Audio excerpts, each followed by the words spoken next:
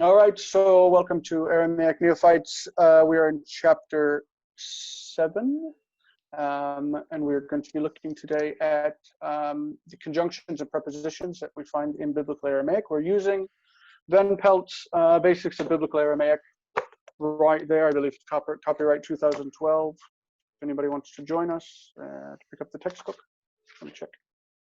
2011, excuse me. Here we go, chapter 7. The number 7 in Aramaic is Sheva, like Hebrew Sheva, but the accent shifted, Sheva. Let's count from 1 through 7, maybe up to 10 if we'd like. Chad, Tren, Tlat, Arba, Hamsha, Shet, Sheva, Tmane, Sha, Ashar.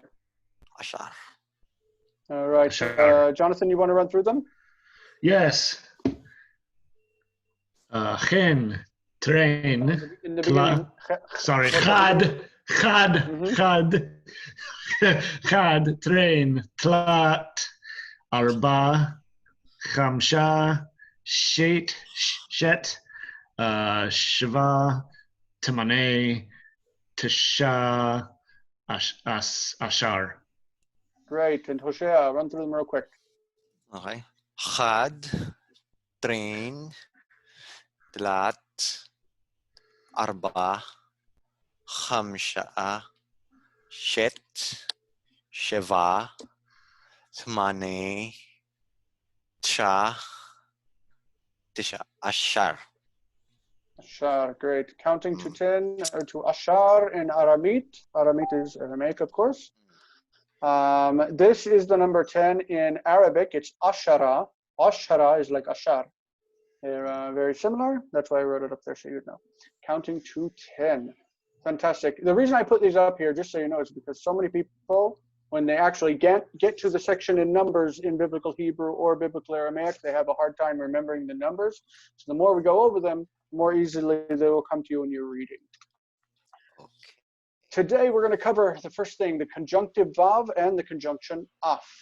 Okay, the vav can function as a conjunction, obviously. When it's at the beginning of a word, it's most likely a conjunction. The conjunctions vav and af are common to Biblical Hebrew and Biblical Aramaic, both of them. The vav is used in many of the same ways it's used in the Hebrew of the Tanakh. In fact, you should just think of it as the same word. Van Pelt gives the various meanings generally as, and also, but, or, for, then, and so. Sometimes it doesn't need to be translated at all, especially in Hebrew with the vav consecutive. It's vocalized the same as in Hebrew. So normally it's vocalized v with shva. That's the normal vocalization that we should expect. However, if it comes before bet, mem, pei, consonantal vav, or a vocal shva, we would expect it to appear as u. That is, if you remember the rule, bump, shva. Bump, it's bet, vav, mem, pei, and shva is vocal shva at the beginning of a word. Then you'll expect to read it as u. Before a half vowel, it's normally pointed as the full version of that reduction. So if it's chataf patach, the vav is pointed with patach. Chataf segol, the vav is pointed with segol. Chataf kamatz, the vav is pointed with kamatz katan, or katon. It's the o vowel. So the last one there was vo'o, vo'o. It's va'a, ve'e, vo'o.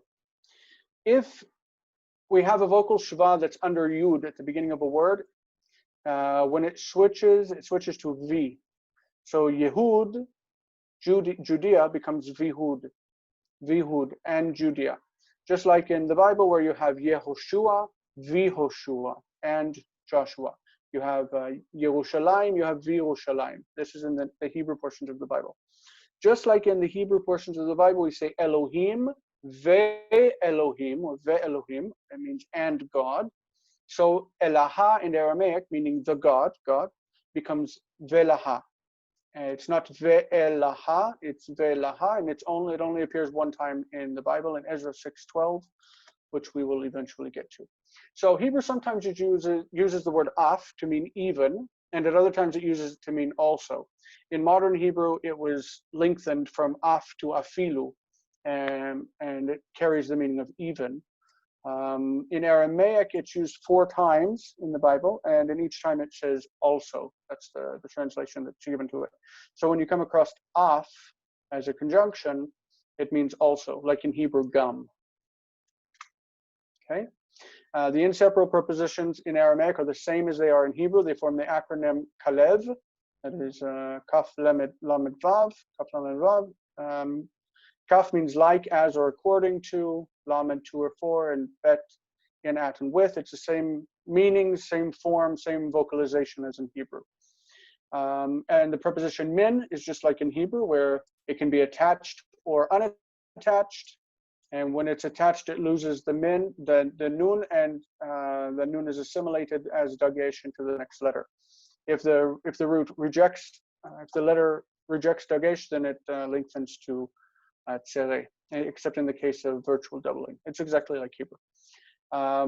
We're, of course, talking about biblical Aramaic, which is a Jewish form of Aramaic. So obviously, Hebrew and Aramaic are going to be very, very similar. But when you get out of Jewish Aramaic to later stages in the development of the language, things start to look far different from Hebrew. But we're learning a very Hebrew close version of Aramaic. So the definite direct object marker, the DDOM, in Hebrew is et. In Aramaic, it's yat. We find this only one time in the Bible. That's Daniel 3:12, where we see yaton. Yaton means otan. Okay, it means them. But in the Targum, in both of the Targumim, the major Targumim, that's Onkelos and Pseudo-Jonathan, in both of these, the yat element is used over and over and over again. But in the Bible, the normal way to mark the direct object is with the lamed, just a lamed prefix. It's kind of odd, but it's something you get used to as you see it. I wanted to pull up this verse right here from Genesis chapter 1, verse 1. Hosea, would you read that for us, and we'll go over the structure of it. Okay. Bekadmin, Bera, Yeyayat, Shmaya.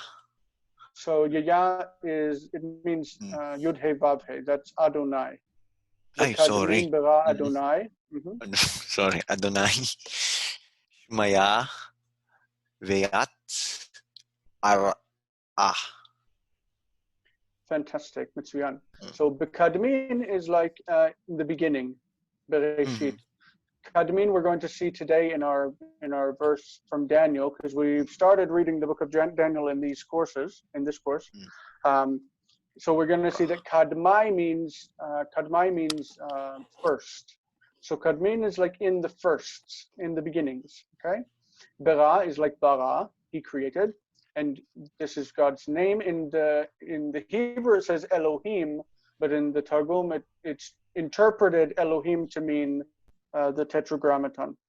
It means God's name. Yat is like et. Shmaya is like Hashamayim. The yat, the et, Arah, haaretz. Okay, Bekadmin Bara Adonai, Yat Shmaya, V'yat Arah. So I wanted to make this very clear that Yeya means Yud He Vav He, and in modern Hebrew it's abbreviated just as the letter He with a geresh, with a apostrophe. The He with a geresh means Hashem. That's the abbreviation. Hashem means the name. It's God's name. Okay. All right. When I pull up Aramaic text from the Bible, I pull it from this website called Mechon Mamre. Excuse me. They have the entire Hebrew Bible, the entire Talmud, both of them, the Palestinian and the Jerusalem, or the Jerusalem and the Babylonian Talmud. Excuse me. They have a Tikkun Korim, which is I wanted to show you my Tikkun. I'll do that real quick. Stop sharing, and I'll show you my Tikkun Korim, because this is an interesting book. Tikkun Korim it's one of my favorite books that I have. I've had 3 of them. This is my 3rd. I'll show you what it is. Just a second.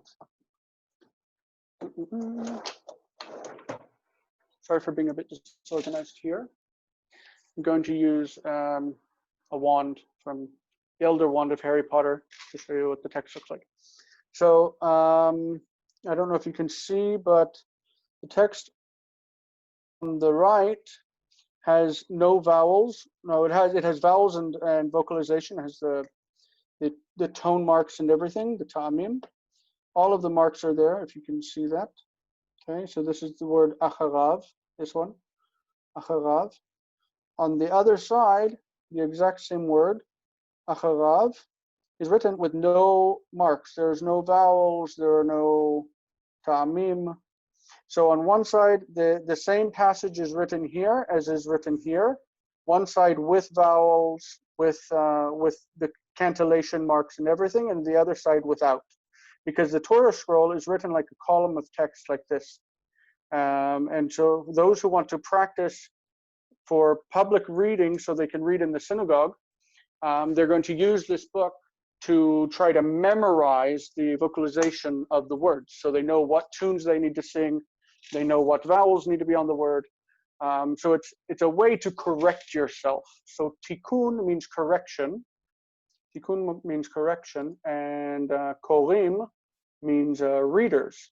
So a corrector of the readers. It corrects the readers. Who, when you're trying to read, it corrects you. It gives you correction.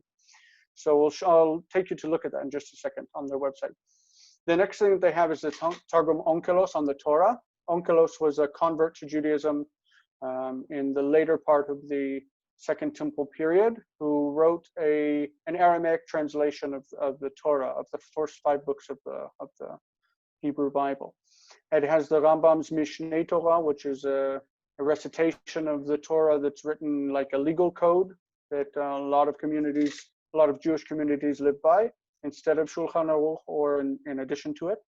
And then there's a search engine for Hebrew that you can use for searching for Hebrew words, individual Hebrew words or phrases within the Hebrew Bible. So let's see if we can go to this website. There we go. And I'll show you how to navigate their website real quick as we can. Okay, so I clicked on there. It goes to Machon Mamre. Go back. machonmamre.org. That's the website. You can just go down. The first thing you see, there's 5 editions in Hebrew. That is one with cantillation marks, one that has parallel Hebrew and English, Hebrew and French. So what I normally use is the one that says cantillation marks, and then like here's Genesis. On the right, you see Genesis, Exodus, Leviticus, Numbers, and Deuteronomy. Then you've got the prophets, Joshua, the judges, and such. You got Chronicles, Psalms, Job, and whatever.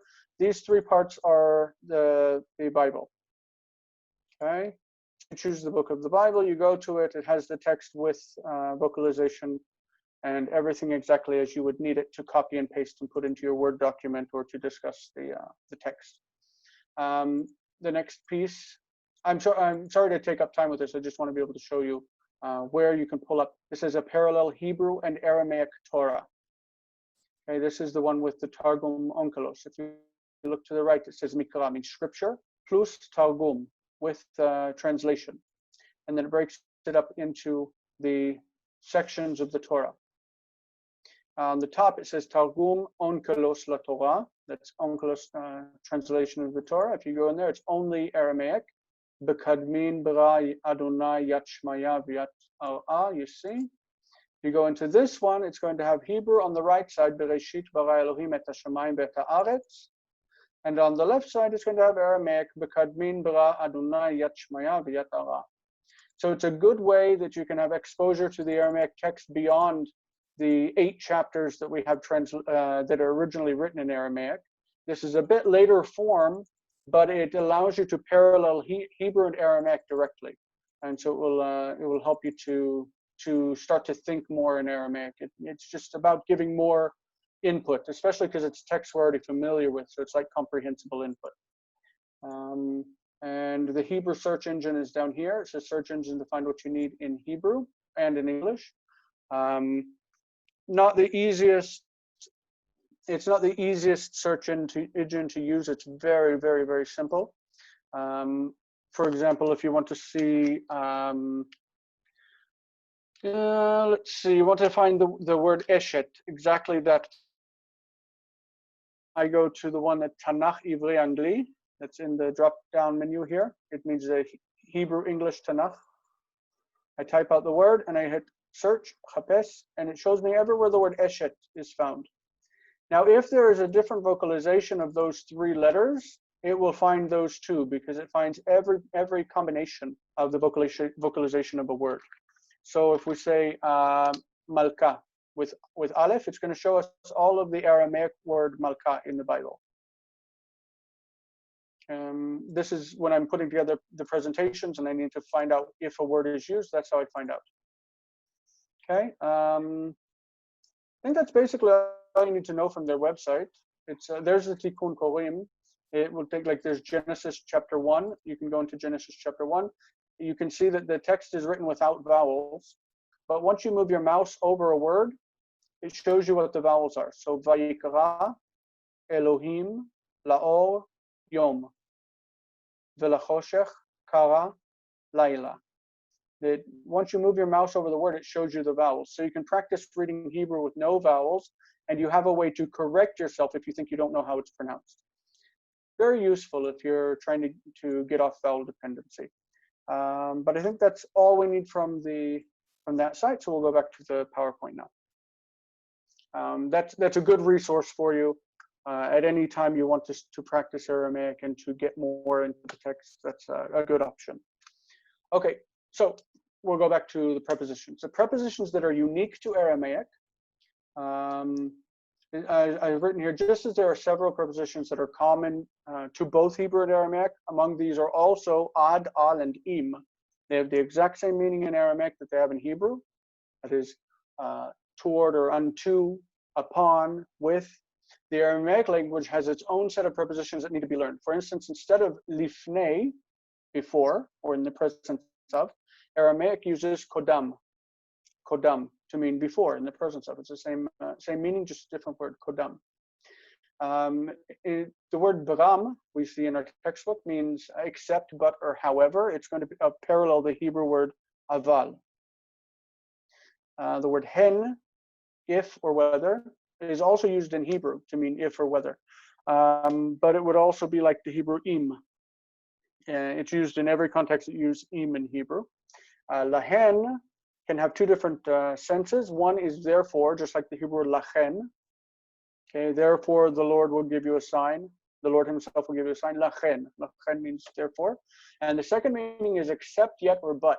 In Hebrew, biblical Hebrew, we have ki'im, and in modern Hebrew we have chutzmi, chutzme, or chutzmin. That means aside or except for. Maybe also bilvad or milvad. Yeah. Anyway, so I'm sure there will be more once we get further into the textbook, but at this point, these are the ones that they've given us. Kodam, Baram, Hen, Lahen. These are unique ones.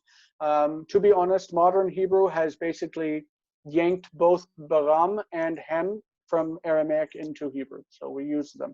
Modern Hebrew is influenced by Aramaic because the Jewish legal codes are written in Aramaic for the most part. And even the legal codes that are written in Hebrew, like the Rambam's Mishneh Torah and also the Shulchan Aruch, they have a lot of Aramaic pulled into them because Aramaic was built into the psyche of Second Temple Judaism and also into later Judaism. So it became part and parcel of the language. Okay, so for reading, because I think this is the best part of our course, that we're adding these readings in from the book of Daniel. Let's review what we've already gone over. But before we do that, I was wondering if you went over the translations in the book. There are translation exercises on page 45. And if you had gone over them, we might look and see if you have any questions. And I think we'll pull a couple of them just to translate before we move on. Maybe I'll open a Word document and we'll go over them. Okay. So say I have not. I have been really busy, so I haven't taken a look at this at all. Okay. I apologize. That's fine. Let's see. Bram Bishnat Chada. L'choresh, excuse me. Malka di Bavel. If we have that sentence, what do we think that means? I had typed all of these out. I typed out all 20 and I put them in the PowerPoint, and then I realized the authors of the textbook probably don't want us sharing all of the information from the textbook online. So that would be correct. Yes, good call. yeah, so it's better that we just go over the ones that we have questions on, or just look at a couple of them to point out the material, and then we'll get into reading Daniel. So Biram means but or however. So we'll say but. In the first year, right? Bishnat Hadan of Cyrus. That's Lechoresh Malka. Cyrus the king. Instead of Cyrus the king, we're going to change that to King Cyrus. Okay? Isn't Chada a month? Is it not? No. I was thinking Chada was a month, but no. Is it Shana? Shana. Okay. So maybe we'll keep that king there. We'll say the king of Babylon. Okay? In the first year of Cyrus, the king of Babylon. Okay? Make sense? All right. What would you have for number 2, Jonathan?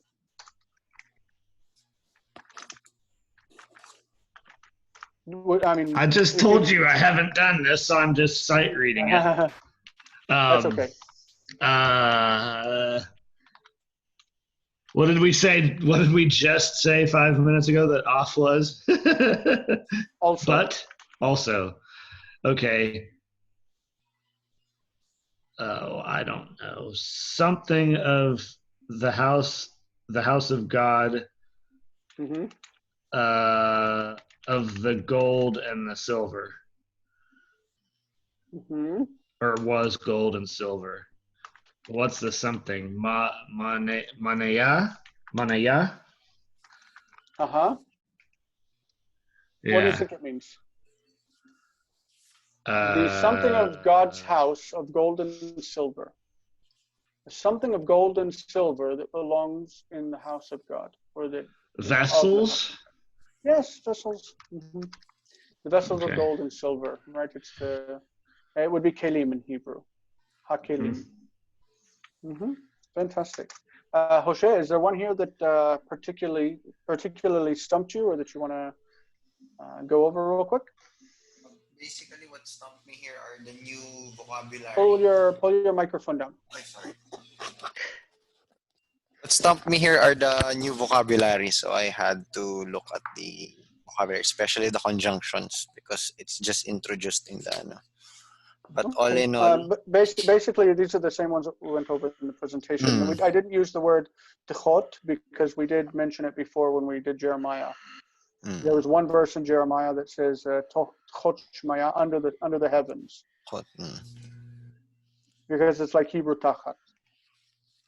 So that one's pretty easy. So we didn't go over that in the presentation. But basically, the prepositions are the meat and potatoes of what we just went over in the presentation. So apart from that, if you just look at one that you had an issue with, like maybe 10. 10. Alpum kuva. Over. What's fum? Guva. Well, first of all, it's guba. That's a guba. Guba. Guba. So the mouth of the guba. I forgot the guba. It's the pit. Like if you think of Daniel being thrown into the lion's pit. Yeah, they threw him over the mouth of the pit. Mouth of the pit. Alpum guba, the mouth of the pit. Alpum guba. It's like the you might say if they put somebody in a hole and they try to trap him, they'll put a stone over the mouth of the pit. Number 11, Bishmaya Uva'ara, in heaven and on earth. And earth. On earth. Number 16. 16.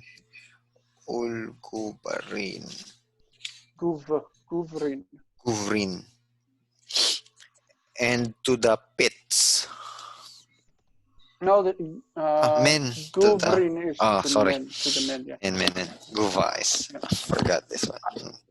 I did look up some of the words we had an issue with last week about Slem and Selem, Yeah, that one. Kesef, Ksaf. According to Holiday, they really are like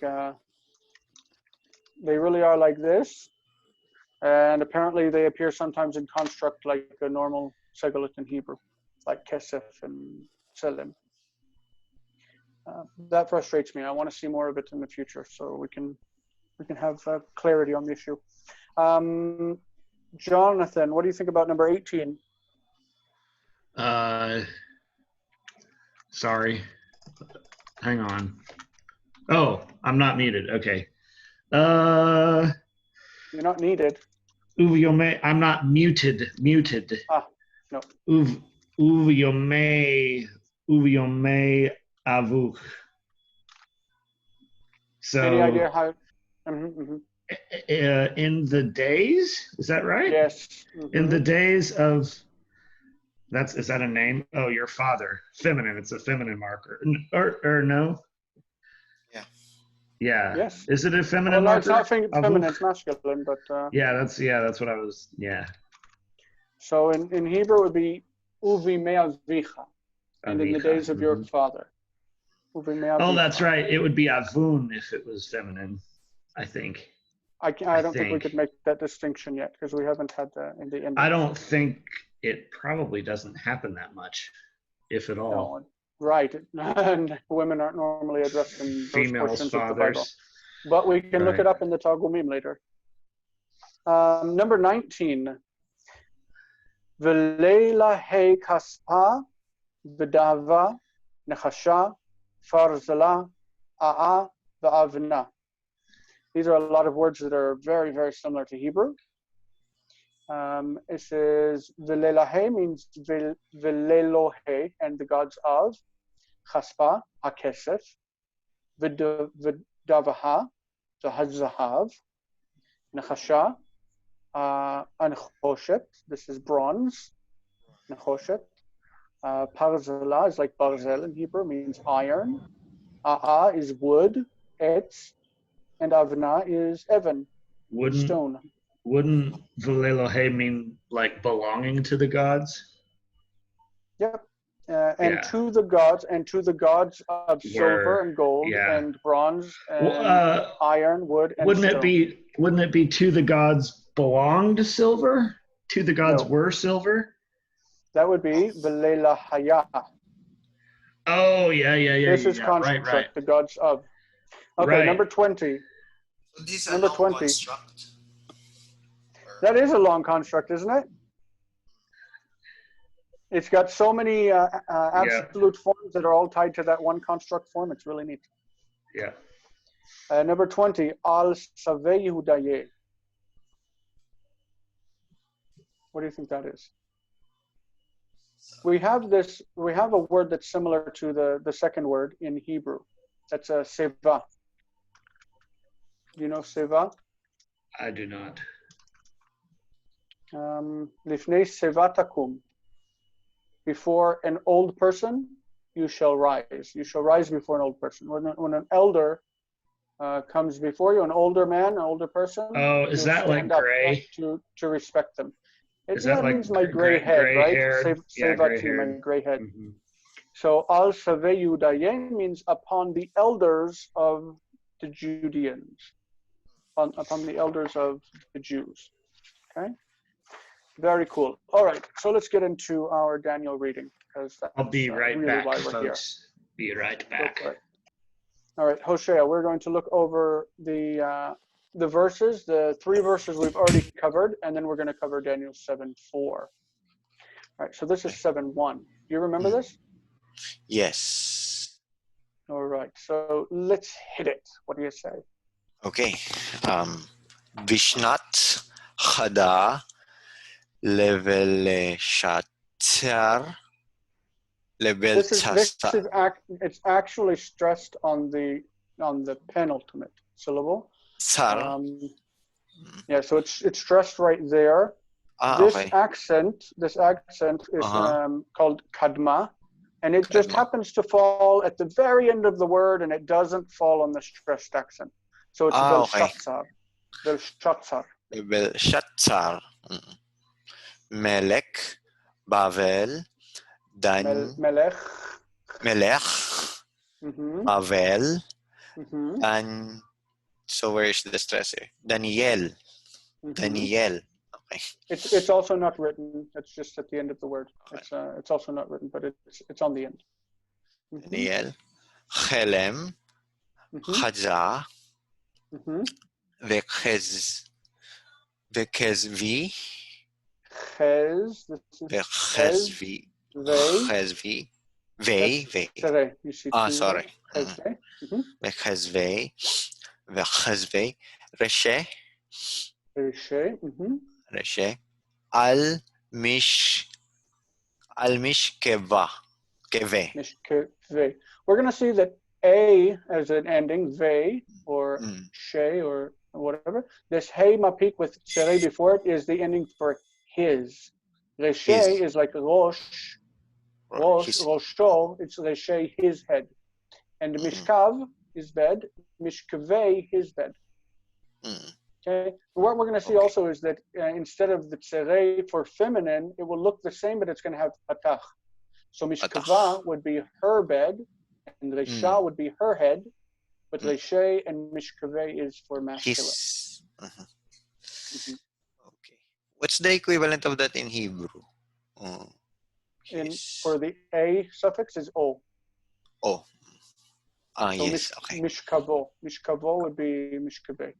Thank you. Bedain. And we learned Bedain means then. Bedain.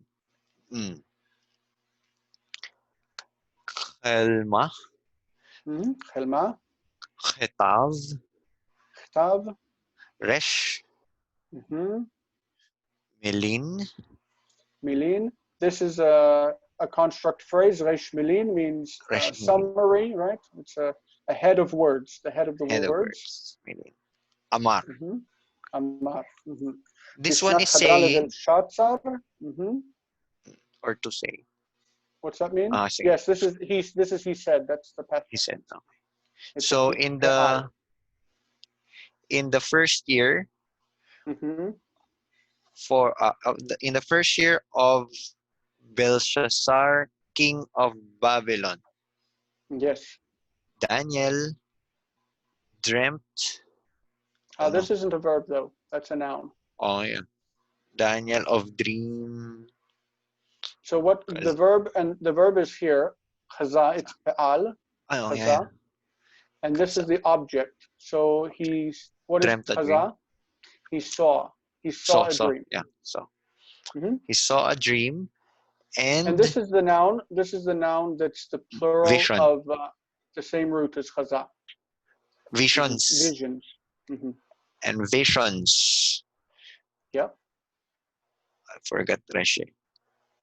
His head. And visions. Yeah. Of his head. Visions of his head. Yeah. In his bed. In his place to sleep. On his bed, right? On his bed. I wonder to what extent we would say visions of somebody's head means hallucinations. I don't know. But how do we should translate it? Visions in his head or just visions? Because this. I think all visions must be in your head, right? Yeah, that's why. Okay, I don't know. It's awkward. Hey, Jason. Okay. Are you aware of the background of the word Navi, the prophet? Navi, yeah, but it's not relevant right now. Yeah, okay. Well, but I mean, that would back up your theory on prophets having hallucinations.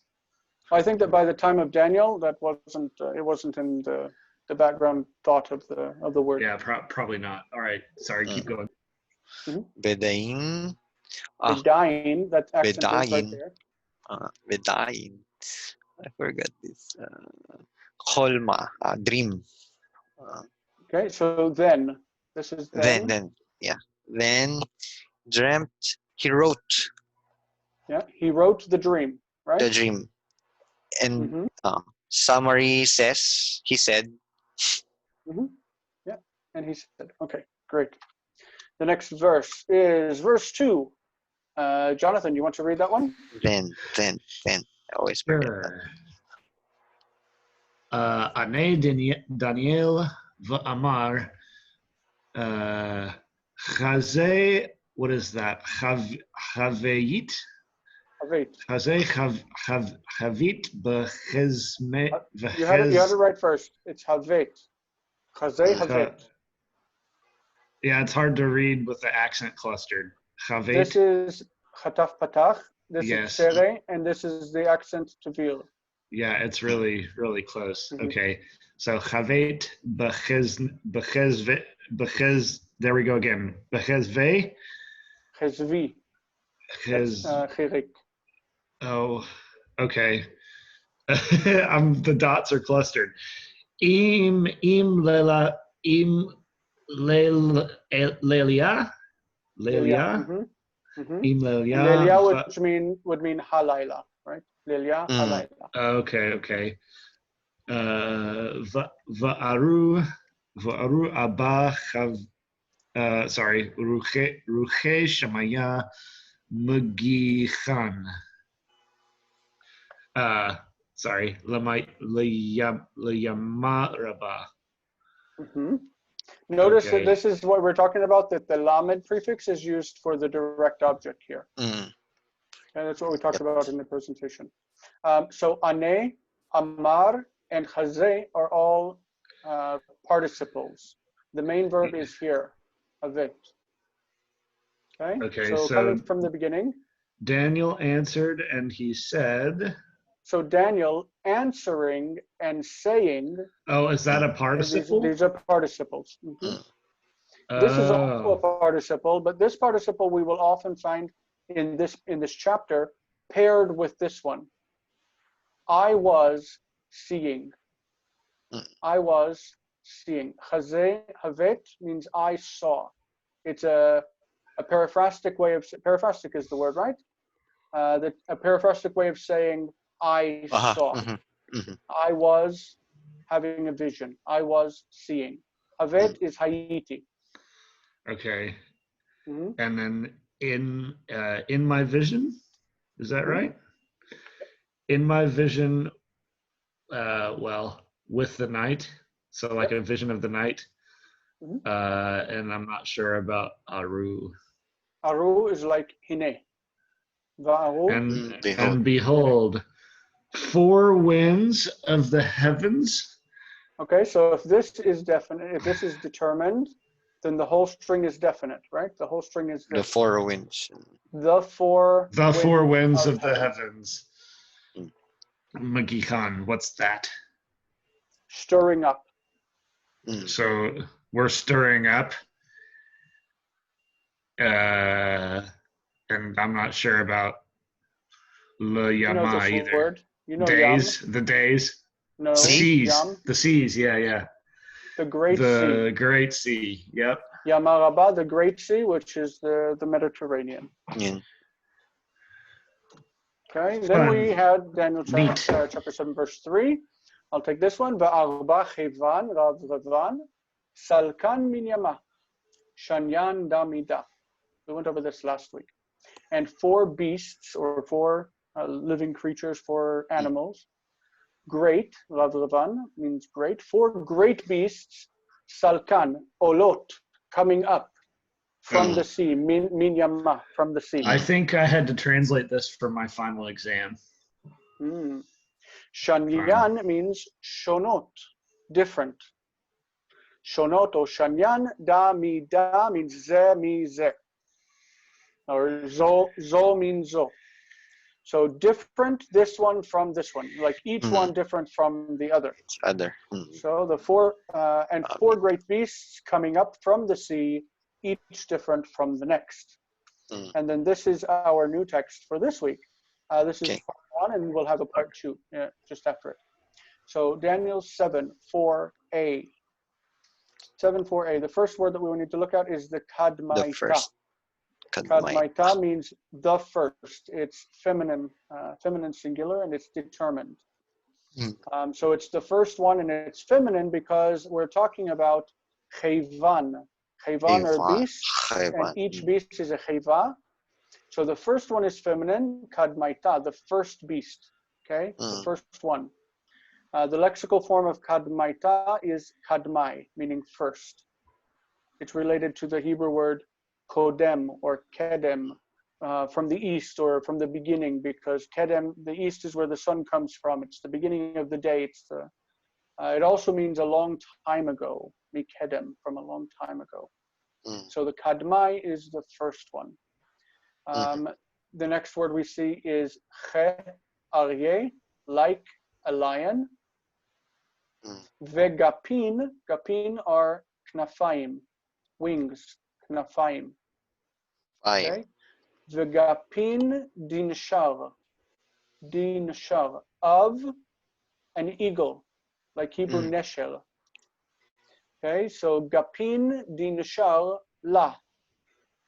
La means to her. It's feminine because beast, chiva, is feminine, right? So it had the wings of an eagle. Of an eagle. Okay, the wings of an eagle. It was like a lion, and it had the wings of an eagle. Okay. Notice la means to her because it's a beast, but if it's masculine, it would be le. Would say le means to him. So chazeh havet, it's the same expression. I watched, or I saw. I was seeing. I was seeing ad di metiru. Okay, that's the next word that's unfamiliar. Metiru is a pi'il form, which is a third masculine plural of marat, meaning they were plucked.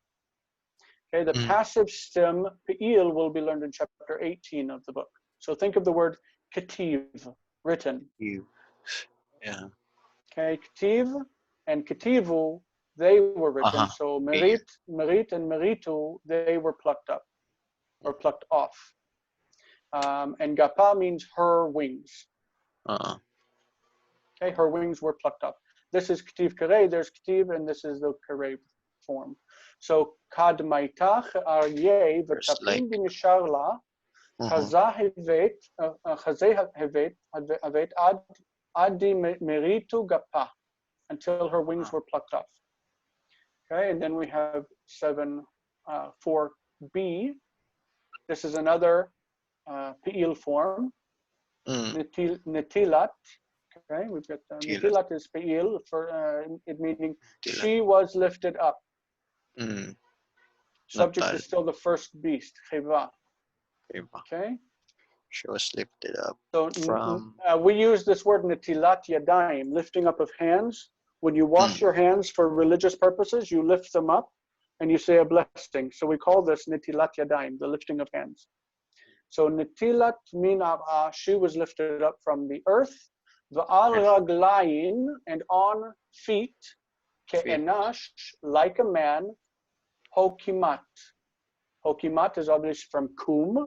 It means she was made to stand.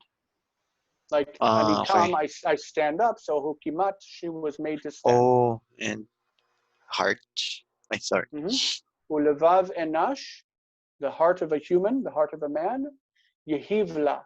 Yehiv means it's also be'il, and it means given. Given to her. Levav enash yehivla. So the heart of a man was given to her. Let's go over that again. You will each read through it, and we will make sure that we know what it means before we close out. Okay. So Hoshea, do you want to? Yeah, you have a question? What is the ad in the second line? Ad means until. Until. So ad di, and then a verb means until something happened. In Hebrew, it's ad she. She means asher. Asher, yeah. But here, di. Ad she zekara, until this happened, until something happened. Okay, so kadmaita. Start at the beginning, read through the verse, and then afterwards go over it and make sure you understand it. And if there's something that you don't, then ask about it. Kadmaita, che arye, vegafin, di. That pay has a dagesh. Vegapin. Vegapin. Di nishar la. Chaze, Hai, Havet. Ad, Yeah, so let's just think of the word havet real quick. Havet. Havet. We know that in Hebrew we have haya. Haya. Haya means he was. He And was. hayiti means I was. I was. So in Aramaic we have hava means he was, hava. Hava. He was. And havet means I was. We're going to see that the taf by itself without an ending is the first person ending, the first person common singular. So havet, I was. Okay. I was. Okay. Ad di merito gaf. Oh, what's the vowel Look at here? the stress there. Ad Gapa. meritu. Ad meritu. Ad meritu. Okay. Gapa. Yep. So the first one. I found my pointer. That's a religious book pointer. Okay.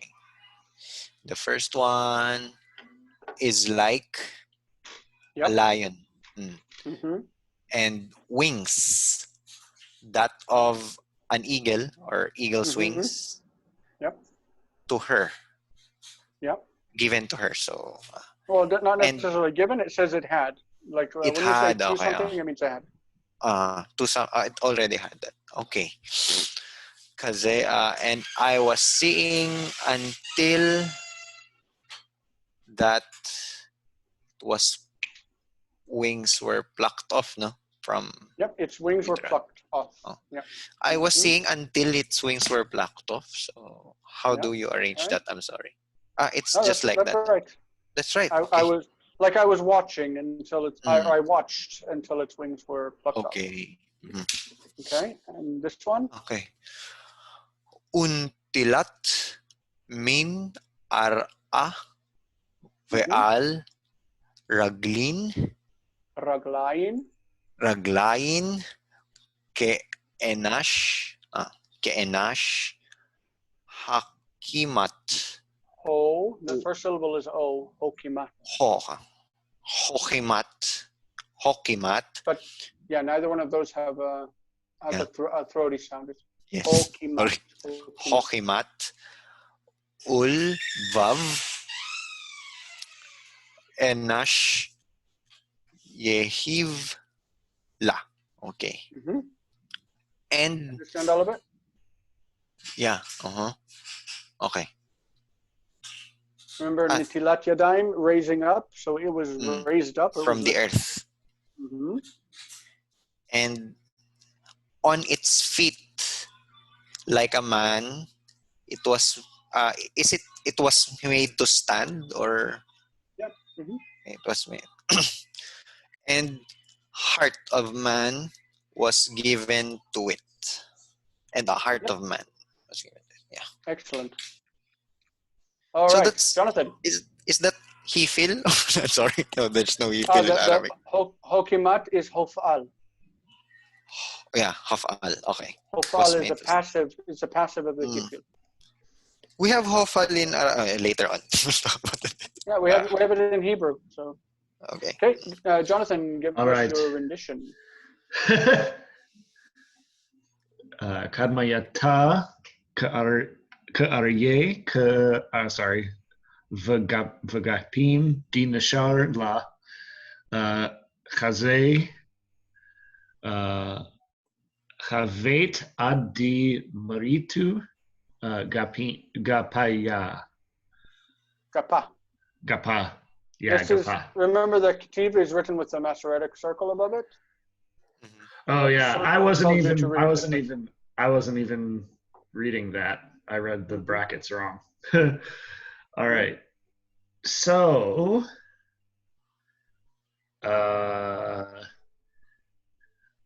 the beginning, right? First one. No, okay. So the first one was like a lion, and she had the wings of eagles, or sorry, and the and Chazé, that's the vision, right? seeing. It's a participle. Yeah. Watching. Seeing. Chavet. Is that vision? Seeing a vision? No. Oh. We went over haya, I hayiti, know. hava, havet. Oh, right. Mm-hmm. So, was. I was, right? It's first common singular. I was. We need to get to verbs so we can remember these things. I was upon. I was watching. Maritu. I was watching in my head, or what's ad? Until which is that Maritu? Is that Maritu? Is that head? I know nothing. Plucked off. Plucked off. Its wings were plucked off. Mm-hmm. So like it's like saying I was watching its wings being plucked off or something. No, you see the beast come out of the water and you keep watching it until like you see that it has these wings, and as you're watching, suddenly its wings are plucked off. So you watched until that happened. You kept your eye on it. Okay. So he says, I was watching until its wings were plucked off, and unatilat min ar'a al raglayin ke'enash hokimat ulavav enash yehivla. Okay, so the accent is on the e here, natilat. Natilat. I don't remember natilat. Remember, you wash your hands, and then you say a blessing. You raise your hands. Oh, okay. So when you say in Jewish religious practice, before you eat, you do what is called netilat yadayim, and you go and you wash your hands. You take a pitcher of water, and you pour it 3 times over each hand, and you say, Baruch atah Adonai Eloheinu melech haolam asher kiddushanu b'mitzvotav v'tzivanu al netilat yadayim, the raising of hands. You blessed are you, Lord our God, ruler of the universe, who sanctified us with his commandments and commanded us concerning the lifting of hands. So it was raised up or something? It lifted up? It's lifted. It was lifted it was up raised, from the earth. Raised up from the earth, and upon the feet. Oh, and upon its feet were like a man? So you don't need its feet because there's no its here. It's just Raglayin is absolute with no. I know. I was trying ending. To put it into good English. So upon feet like a man. Upon feet like a man were Hokimat. We just went over this. Hokimat. And I feel like I should know this. Established? We're set up? We're set up? Lakum means to rise, set up? like to stand up. Oh, to rise. Okay, cool. So in this case, it means it was made to stand. I was thinking Keem. Yeah. Okay. So they were stood up, and the heart of the man was good. But it's feminine. It's feminine singular. It's not they, but she stood up. She. The eagle. Yeah. Or yeah, whatever the beast is. Yeah. Okay. So it was made to stand on feet like a man, right? Oh yeah, Hafel or Hofal or whatever. Hofal, yeah. So yeah. Hokimat al raglayin ke'anash. Ulavav enash yehivla. What's the last line? I already translated it, but I'll do it again. Okay. The man was Yehiv was good. I think the root of Yehiv is like Hava Nagila.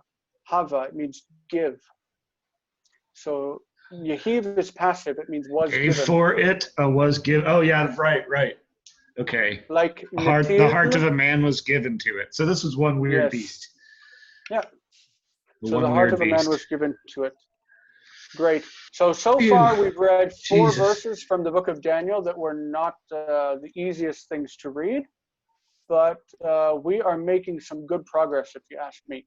Like these additions of verses from Daniel to Basics of Biblical Aramaic are actually making the text worthwhile.